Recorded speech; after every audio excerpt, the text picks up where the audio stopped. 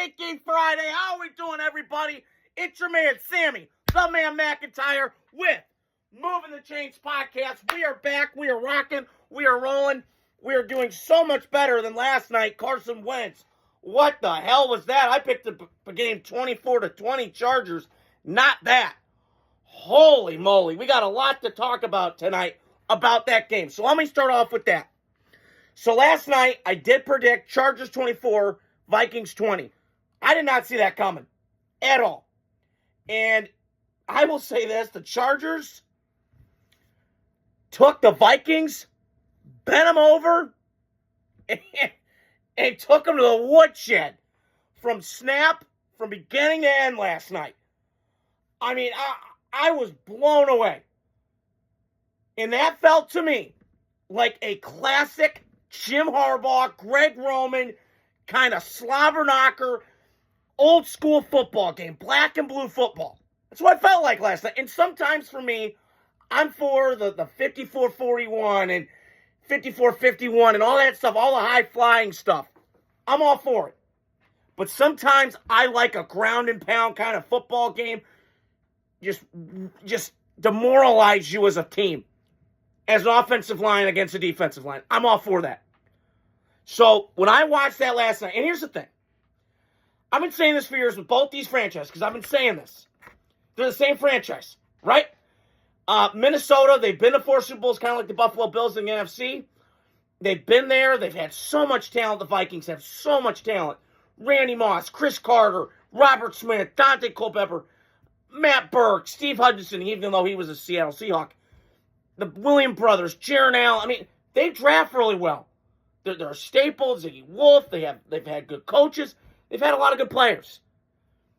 But they always choke, man. They hit that ceiling, right? They get to the NFC Championship game, can't go farther, right? And I've said the same thing about the Chargers. But the difference for me with the Chargers and the Vikings is that the Chargers had a harder route, to me, than the Vikings did in the NFC. Because if we look at it, the Chargers had to go through Peyton Manning, Tom Brady, Big Ben Roethlisberger, those 3 guys. And I'm watching the Vikings and Chargers. They're the same teams. One has got great weather, one's got shitty weather. I've been saying that for years. And last night was on full display. Both these teams, if you line them up, take every team and you go, which team has more talent? They're both equal to me. I didn't see like one team's more talented than the other.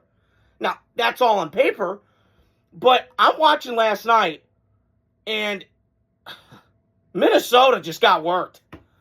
And listen, they're in a dilemma right now because, listen, I'm pulling for J.J. McCarthy.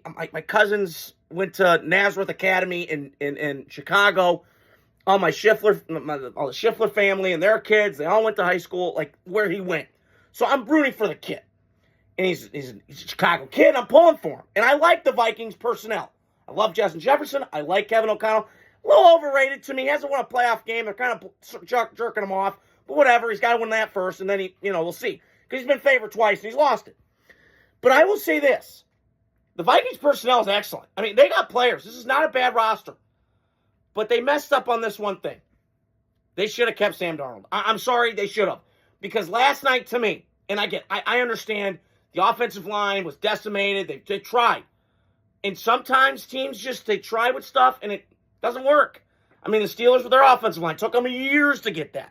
Now, that's more Mike Tomlin just being oblivious to offense and not giving a shit. He's more a defensive guy, whatever. But when I watch Kevin O'Connell, he's an offensive guy. This should be his baby. He wants to sling that pill. He wants to throw the ball, and I get it. You got to have offensive linemen. But I'm watching last night, and they should have signed Sammy. They really should have. I mean, everybody's basing off, Sammy Darnold, he went back those old ways, he sucks. Hey, I don't know. He got you there last year. 14 wins. I mean, okay, he had 2 bad games. I've seen Peyton Manning have shitty games. Tom Brady, Drew Brees, Aaron Rodgers against the Bears. He had a shitty game, NFC Championship game, and won. So, I've seen shitty games. Okay? But you should have kept him because J.J. McCarthy was an unknown coming out of college. This is the thing. You got to kind of put these guys, and you got to kind of be careful. Because, and I mentioned this before, go look at the archives, I've said it before. You take these kids from the Alabamas, the Georgias, the Texases, they don't have to come any adversity. It's much harder to go in the NFL than it is like a kid at Fresno State or Purdue. I'm not knocking those schools, but they have to face more adversity. You're playing with 3-star guys instead of 5-star guys. You're getting your ass beat. You're running pro concepts. A lot of these guys are running shotgun, pistol, and I'm not judging. But it's a lot different, man, and he didn't have to do a lot in college. He just, hey, play game manager, okay. His managerial skills are great. That was a scouting world, what they said. So I'm watching last night, and Minnesota should have kept Darnold to me. That was my big takeaway watching that game last night. And again, I had my podcast going, and I was doing other stuff. But I kept my eye on that game, and I had thoughts going into work today as I'm working. And I was in the car, and I was just kind of, at the gym tonight. And I had that thought tonight because Minnesota has got a really good team. And I'm not judging. Their coaching staff's great. Their ownership. They just made a whiff at the quarterback. Now, listen. You can take a quarterback like a J.J. McCarthy or like the Niners did with Trey Lance. That's fine. When your expectations, you're a playoff team or could be in the dance, NFC Championship game, or maybe Super Bowl contender, you mess up like this, you're screwed. And Minnesota right now, to me, is screwed. Now, again, before the year, I'm looking back. I had Minnesota. Looking here. It's great having you guys on, by the way. I had them. Oh, shit. Where am I going? God damn it. I feel like I'm high right now. I can't even friggin' think straight. But my point is, where did I have it? Okay, yeah. So I had Vikings third place team. Okay. So, again, I'm right. Because, again, I went into this season. You didn't know with J.J. McCarthy. I figured he would get molded and get that right. But not look like this. Only played 2 games. He's played in 24 games. Last year was all hurt. And then this year, he's hurt again. He hasn't played since week 2. So, Minnesota's in a predicament right now. Carson Wentz, he's giving you everything he can, but I'm out on him. And that's the other thing. Is I'm watching him last night. You guys, do a homework assignment, okay? Go watch a quarterback and how he reacts to his teammates. That was shitty. That was so poor last night. It made me sick last night. Watching Carson Wentz just sit there, oh, poor me. Shut up. You're the quarterback. Go watch the movie Any Given Sunday. There's a speech in there by Al Pacino about Willie Beeman, and he says, this is the top spot. You're the guy who takes the fall. And Carson Wentz, and I've been knocking this since, and this is why he's been on 6 teams in 6 years. I'm not disputing the talent. But quarterback is like point guard. EQ, and IQ. You got to have it. And I watched Carson Wentz. There's something missing in that gene pool. And I heard this years ago from John Middlecoff, who I like and respect, who's the next scout for the Eagles. Somebody asked him this question once, and they said he's Jake Cutler with religious arrogance. And I totally agree. Because I think he kind of has that. And I'm not knocking it. You can live in religion, whatever. But I don't need it shoved down my throat. That's where I always get kind of weird with people like that. I can smell the bullshit, okay? But I'm watching last night, and this is why Minnesota's tricky, because they mortgaged their future on JJ. And listen, I understood it was risky at the time, getting rid of Sammy. You didn't want to pay him the money. I got that. But this is a guy who had 35 touchdowns that got you to that last week and got you in the playoffs. And he guided you there. We were all talking about the resurgence. The Vikings were the best team and best story in the league last year. And now you're not even going to win 7, I don't feel like, games. So it's just a shame because this roster, and they got to be looking at themselves, Kevin O'Connell and Yessie or whatever his name is, and going, wow, that just went way fast. It went blink. You got to make the right decisions in this league. And Minnesota last night did not. And this offensive line, I'm worried if JJ comes back, how's it going to look? I guess he's more mobile than Carson. That's give or take. But I'm watching last night. That was embarrassing. The Chargers took them behind the woodshed, bent them over, and, did some stuff. Because they fucked around and found out last night. That was an absolute drubbing and massacre last night at the hands of the Chargers. And speaking of the Chargers, as I started up top of the show, they have always been the Vikings to me, but in a different conference with better weather. So, they last night, and I've been critical of the Chargers lately, because I'm kind of wondering what the hell's going on. Their defense, I took some pictures last night during the game. Their defense is ballooned up to 18th in the league. They're not the same defense. I'm like, what the hell's going on? But I will say this. Now listen, they played one really physical team in the Colts and got manhandled. And I'm not disputing that. That was alarming to me. But last night, Minnesota's a pretty physical team too. They got dudes on that defensive line that can get after you. Their linebackers are pretty good. Their secondary's pretty good. I watched them last night, and the Chargers took it to school on them. And him and Greg Roman schooled Kevin O'Connell and Brian Flores in that really good defense last night. And I'm telling you, there's something about imposing your will on a football team when you're running the ball like that. And listen, getting Joe Alt back helped tremendously. Now, there's a caveat to that. I still think Herbert's getting hit way too much. And listen, he can take the beating. I'm not disputing that. He's an all-time talent. And I love Herbert. Okay? The first time, I knew he had talent when I saw him at Oregon against Wisconsin. Not much the thrower, but it was more the running component. And then I watched him we all saw the first game against Kansas City 5 years ago, his rookie year, where he had to come in and fill in for Tyrod Taylor. But the game that caught my eye that year was the Tom Brady game in Tampa.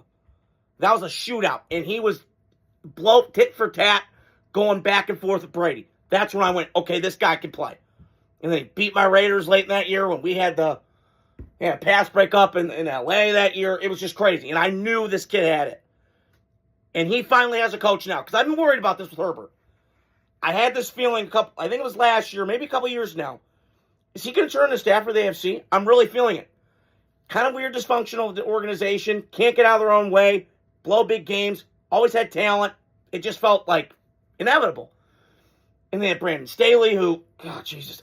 Now I know why the Saints are so bad on defense. They got that guy coordinator. The same moron that went for a 4th and 2 as the 18-yard line against the Raiders. What a dumbass. So, back to my point, but it's just funny to me. A guy like that could keep his job. Woo, man. He's got the FOP, people. First field of popularity. Huh, can't poke on him. Sorry. But anyways, so he took that guy to the playoffs. Brandon Staley. And listen, my brother was poking at me last night. Oh, Herbert, Tim Tebow won a playoff game before Herbert ever did. Oh, my God. Yeah, that's pretty funny. But Justin Herbert's more talented than Tim Tebow, thank you. Tim Tebow was a college player for college. Let's slow down and pipe down, Ma, okay? Here's the other thing. It's okay. Justin Herbert has lost 2 playoff games, right? So far. Okay, first one, I don't blame him entirely. I do blame him about 20%. The other 80% I give to the Chargers. Because they pissed that game. They were up 27-0 at halftime, and they pissed it down like the rest of the game. Like that's on the Chargers. Okay? Like, I can't help you with that. But I will say right now, he's got the right coach. They've got the situation right. Their players, they are getting injured a lot. And I don't know what's going on out in L.A. Maybe it's Malibu Beach. I don't know. But just getting Joel Alt back last night showed me. And they got back to the roots last night. They fucking pounded the ball last night. And they went back to physical, smash mouth, pull guards, pull centers, get them out in front, get up to the second level, hit your guys right in the mouth. That felt like a Jim Harbaugh-led football team last night. The one I've seen at San Francisco, the ones I've seen at the 49ers pre the end of the time. That was awesome. And my thought was, uh-oh, they're coming. And listen, you're going to have ebbs and flows in the season. The Chargers start off really hot. They had that weird, they're really hot, and then it's always roller coaster ride in the NFL.